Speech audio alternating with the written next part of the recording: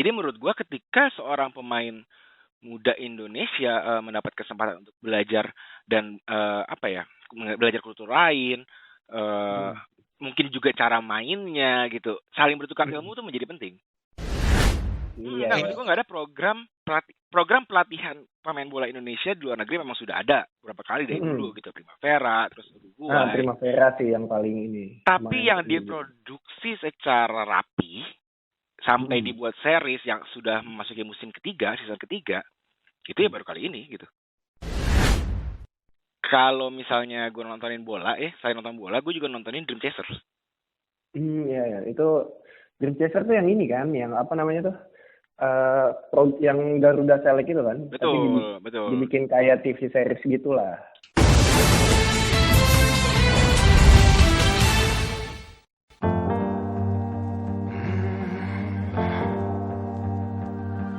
Will I lose me when it all falls down? Can I prove it? Can I come back round? If I use it, is it all gone now?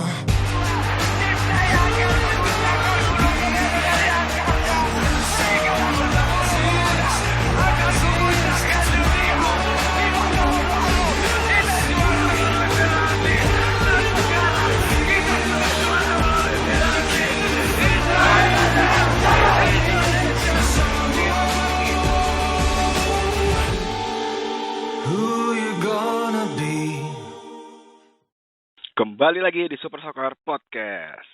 Halo semuanya, apa kabar? Gue Evan di sini. Semoga tetap sehat. Pasti selalu sehat ya, Don. Gue ditemani Doni oleh di episode kali ini, dan kita sudah memasuki international break, Don ya. International break. Jadi klub tim-tim Eropa khususnya Liga Inggris sama Bundesliga lagi rehat dulu nih. Betul. Sayangnya sih bagi gue ditutupnya itu mengecewakan gitu ya.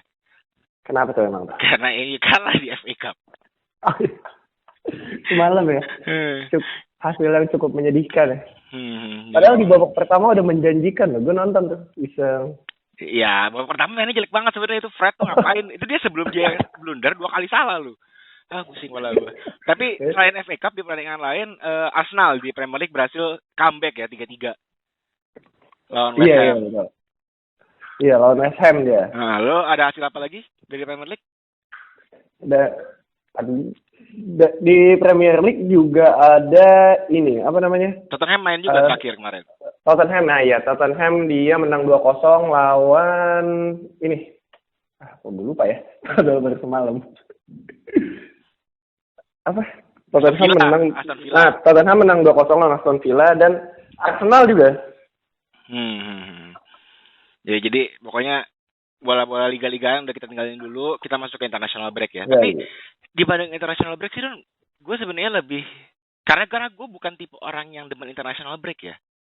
Sama sih, gue walaupun international break punya ceritanya sendiri gitu ya.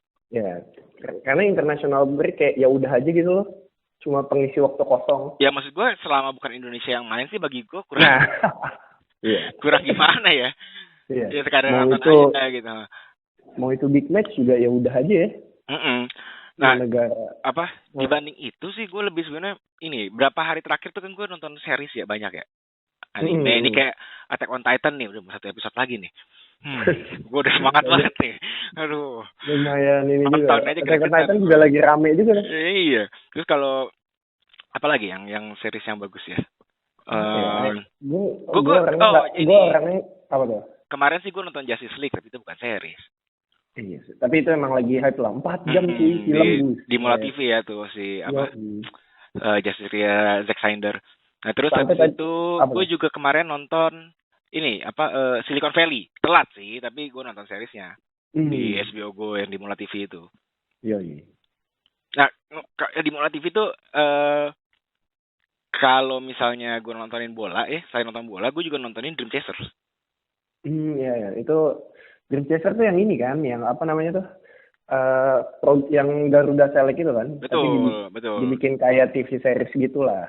Betul, dan menurut gue itu sih sebenarnya ini ya, ini bukan karena kita disponsorin oleh Mola doang, maksud gue,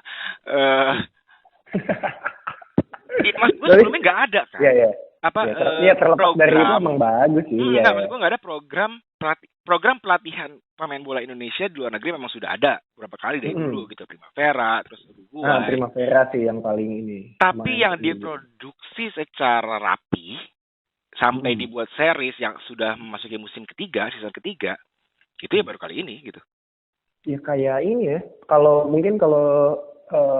teman-teman yang lagi dengerin ini tahu ada beberapa series tentang bola mungkin yang bisa yang serupa. Kalau gue paling inget sih waktu itu ada Sunderland Till I Die itu di Netflix. Betul. Ya seru kayak gitu. Cuman kalau sebagai penggemar bola, gue tentunya pasti pengen ngeliat itu gitu loh. Nah iya, ngelihat kayak progresnya, terus apa yang terjadi selain di luar lapangan ya, selain pertandingan 2 kali 45 menit itu menarik sih menurut gue. Betul tentang kehidupan pemain. Apalagi maksud gue kalau ya si Garuda si Dream Chasers ini kan kita membicarakan pemain-pemain muda yang maksud gue kita berarti bisa ngikutin dari semenjak dia lagi meniti karir gitu loh. Benar. Sebelum menjadi benar-benar profesional seutuhnya. Contoh lah, kan Dream Chaser bukan cuma Garuda Select doang ya. Ada Inter gitu. Terus ada juga Dortmund. Dortmund itu dulu gue sempat ngeliatin si Moukoko, Youssafa Moukoko. Sebelum sekarang dia udah mulai mau meroket ya.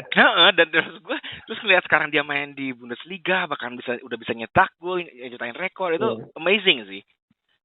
Kayak ngelihat nih pemain kayak dulu belum seajaib ini nih. Kalau dulu kan paling kita tahu cuma dari berita udah gitu doang gitu. Atau dari pertandingan yang kalau memang lu niat banget gitu, lu nonton pertandingan tim mudanya kan.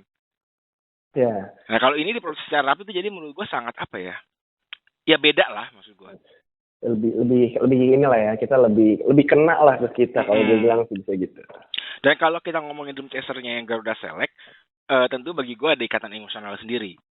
Ya, apalagi kita sebagai orang Indonesia ya. Maksud gue, dulu kita ngelihat gitu kalau season 1 season 2, ya ada Bagus, ada Brilian, ada David Maulana.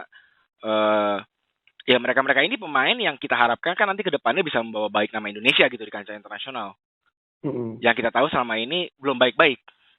Ya, masih menuju. Masih menuju. 28 tahun gue hidup masih menuju. Penting progres. Iya sih betul. Nah untuk angkatan yang baru ini, angkatan 3 ya. Angkatan 3. Ini menurut gue season yang menarik banget sih. Kenapa tuh? Karena dilakukan di kondisi pandemi. Maksud gue, lu bayangin kita berharap bahwa pandemi taruhlah akhir tahun ini atau pertengahan tahun ini, semester kedua tahun ini maksud gue ya, itu akan sudah membaik kondisinya. Ya, amin. Nah, si anak-anak yang di Garuda Select angkatan ketiga ini akan menjadi bagian dari sejarah. Nanti ketika kita ngomongin 10 tahun lagi gitu, ketika mereka sudah di usia-usia matang, mereka rata-rata kan 16-17 tahun ya. Bahkan Krisna masih 15 tahun seingat gue. Bahkan lebih muda lah si Krisna itu. Krisna Sulistia yang jadi top scorer di Piala Suratin, masuk ke Garuda Select, dipanggil karena memang murni bakatnya dia. Gitu, masih muda, jago. Ketika nanti mereka di peak-nya itu, mereka akan mengingat bahwa awal mula perjalanan karir mereka adalah di era pandemi.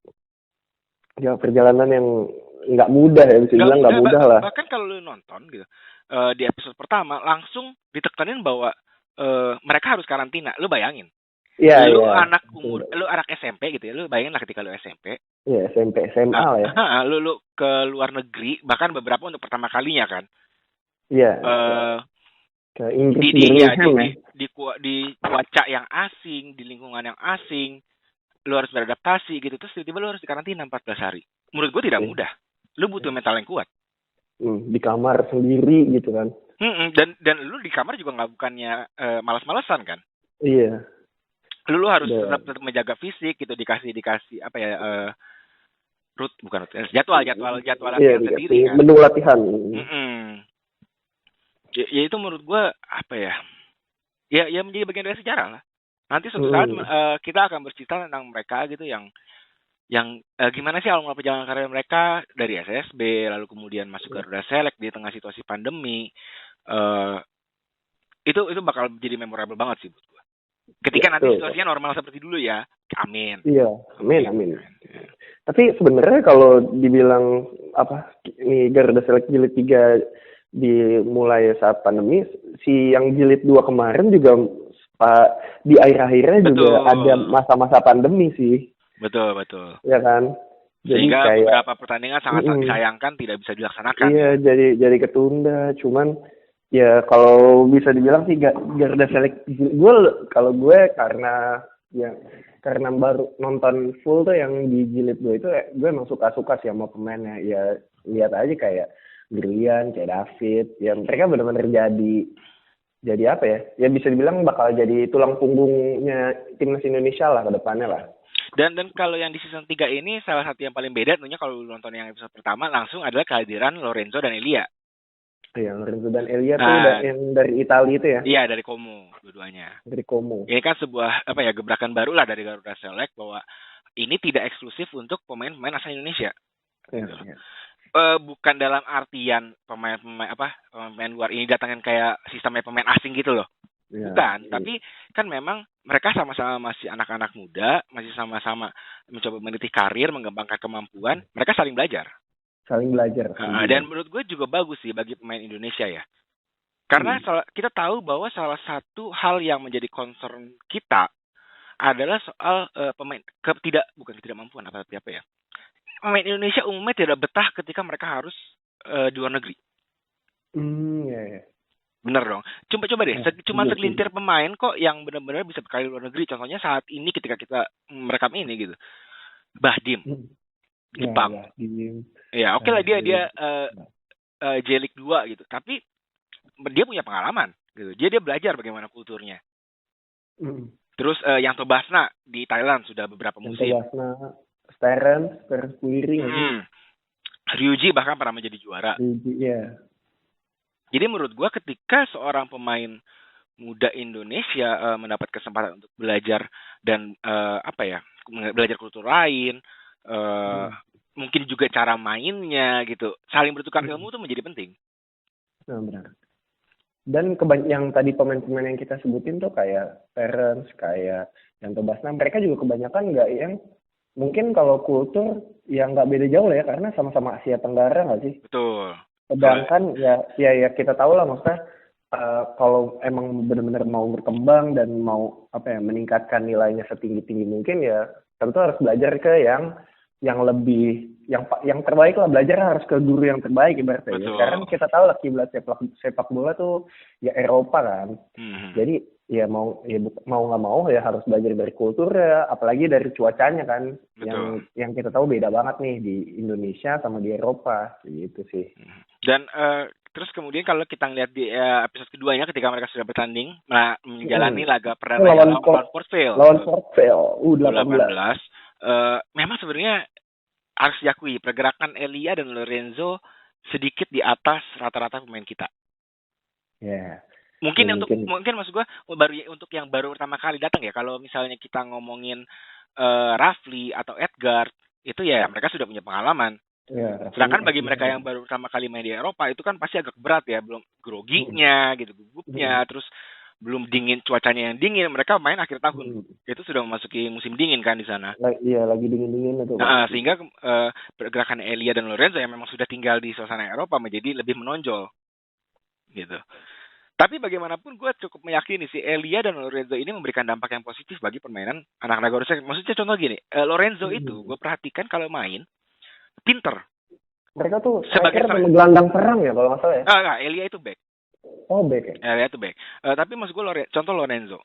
Lorenzo itu bagus satu sentuhannya atau nahan bolanya atau cara dia main melebar menarik lawan gitu, berlari melebar narik lawan bikin ruang untuk temannya. Pemain-pemain kita bisa belajar dari cara pergerakan dia. Ya, mempelajari pergerakannya. Nah, coba lu dibanding lu menghadapi musuh yang seperti itu, tentu lu akan belajar lebih cepat ketika lu mempunyai teman yang mampu melakukannya. Paham nggak? Iya, setuju sih. Karena kemudian di latihan kan sehari-hari juga lu bisa belajar dari mereka gitu secara langsung, secara dekat. Nanya ini gimana sih gini gitu. Gimana sih ngebuat ruang buat teman? Gitu. Iya sih. Enak ketika jatuhannya mungkin kayak mentor kali ya. Mungkin bukan mentor sih ya. Menurut gue sih lebih tepat sebagai rekan aja. Iya, kayak lu tahu kan kalau kayak pemain bola itu ketika misalnya dia memang jago gitu ya. Karena memiliki kualitas sedikit yang lebih di atas, kehadiran mereka di squad itu kan tentu diharapkan meningkatkan kualitas squad, membuat permainan timnya dan teman-temannya menjadi lebih baik. Gitu. Mungkin secara nggak langsung juga si temennya yang ngelihat pemain jago ini kayak wah gue harus bisa nih ngimbangin permainan dia, mau nggak mau jadi naik lagi levelnya kayak gitu sih. Betul. Cuman kalau dari game portfolio sendiri, menurut lu gimana tuh? Dari portfolio kemarin sih menarik sih ngelihat, dan yang kalau gua lebih ngeliat ke fakta-fakta menariknya sih di pertandingan ini. Jadi ternyata siapa Des Walker sama Dennis Wise tuh kayak karena ini pertandingan pertama mereka kan ya di luar negeri, mereka tuh kayak ngasih kebebasan terserah lo mau pakai equipment apa yang lo rasa lo suka gitu. Terus karena pertandingannya diadain di lapangan yang bersalju licin gitu, sebenarnya mereka udah ngasih saran tuh kayak nih pakai sepatu yang full besi aja, tapi anak-anak pada ini mungkin kayak udah terbiasa pakai full plastik lah ya kalau di Indonesia ya. Jadi kayak mereka maksain akhirnya banyak yang kepleset tuh yang gue perhatiin. Dan akhirnya ya dikasih tahu nih kalau ya betapa pentingnya untuk menyesuaikan diri lah dengan lingkungan kayak gitu. Jangan terlalu terjebak dengan zona nyaman juga sih kayak gitu. Dan kalau misalnya nggak ada dokumenter begini, kita nggak bakal tahu tuh soal begituan ya. Iya. Menarik. Kalau gue lebih suka hal-hal kayak gitunya sih. Nah, kita dikasih lihat half time ya. Ketika dia masuk ruang ganti, apa brief dari si Coach Dennis atau Coach Des gitu. Itu tuh menjadi, apalagi kalau mereka lagi teriak-teriak di lapangan, di pinggir lapangan gitu ngasih arahan. Iya, gue suka banget. Itu perspektif yang sangat, wah gue selalu demen sih memang gitu. Makanya kan kayak gue bilang, kenapa gue ada sedikit suka gitu ketika pertandingan di suara tanpa penonton, walaupun penonton adalah segalanya ya. Tapi kita bisa dengar suara pemain. Kayak lebih komunikasinya lebih kedengeran. Iya, bagi gue itu experience yang beda. Maka ketika di Garuda Select ini kita diberi kesempatan untuk mendengarkan hal itu juga menjadi ya senang aja nontonnya. Iya.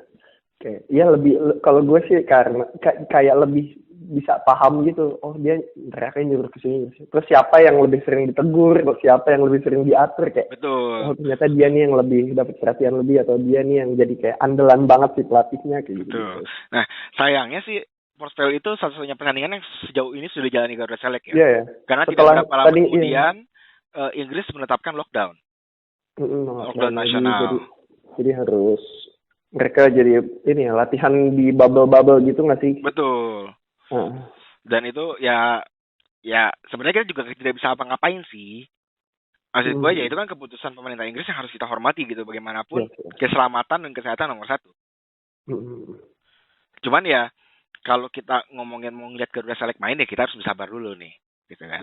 Nah tapi bagaimanapun kehidupannya si Garuda, makanya balik gue bilang kenapa mereka menjadi bagian dari sejarah, karena mereka melalui proses ini. Proses yang gue bilang tadi nggak mudah lah. Mereka hidup di bubble gitu, latihan harus dalam kelompok-kelompok kecil. Itu kan tidak mudah. Lu nggak boleh berpergian sembarangan. Bahkan setahu gue mereka tuh ke supermarket aja harus giliran. Nggak boleh ramean lah ya. Bener nggak boleh ramean banget. Terus nah tapi menarik sih ketika melihat mereka itu melihat salju. Latihan di salju. Oh iya. Itu juga bisa ya, karena di Indonesia kan nggak ada salju ya. Ya gue juga kalau ngeliat salju norak sih kayaknya deh. Masih norak. Maksud gue maksud gue kayak kalau misalnya gue baru ngeliat salju pertama kali gitu, terus kayak lebay gitu. Gue sih bodo amat kalau katain lebay, orang gue lihat pertama kali gimana. Apalagi main bola di salju, Don. Wah iya sih. Iya kan, ini kan bukan cuma lu jalan-jalan itu, lu latihan. Iya. Lumayan mimpi juga tuh gue main bola di kondisi bersalju. Biasanya di PS doang tuh nyeting salju. Bolanya kuning, meren. Bolanya kuning biar kelihatan. Dan yang pastinya adaptasinya tidak mudah. Iya.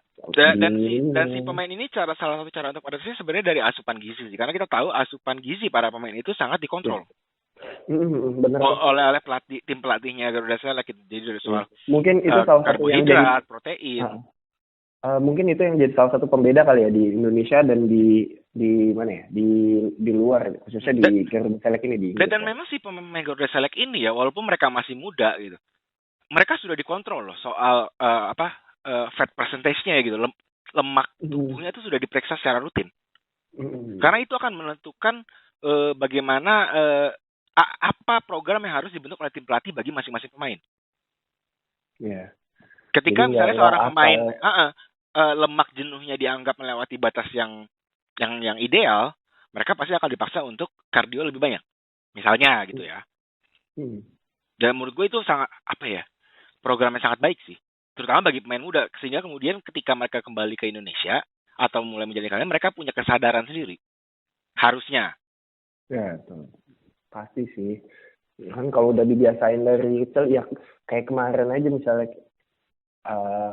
kalau ngomong sama atlet-atlet sekarang yang mungkin mereka datang dari Garuda Select, pasti mereka sampai ke Jakarta pun, sampai ke Indonesia pun kebawa lah kebiasaan-kebiasaannya. Ya kayak contohnya kalau misalnya kita ngomong kayak ke si Brilian gitu di episode terakhir, Iya. kita bisa lihat bagaimana mentalitasnya dia gitu kan. Iya, kayak gitu. Ya mantap lah. Nah, jadi kalau kita mau nonton, kalau teman-teman yang lain mau nonton Garuda Select kemana, Don? Garuda Select nggak sulit lah, bisa akses di Mola TV, lo bisa download aplikasinya, lo bisa buka di web browser juga bisa ya, langsung buka www.mola.tv aja tuh, udah tinggal login, subscribe, lo bisa tonton lah. Itu dari Garuda Select 1, Garuda Select 2 ada juga tuh, sampai semua pertandingan mereka, mau highlight mau full match tuh bisa ditonton semua tuh.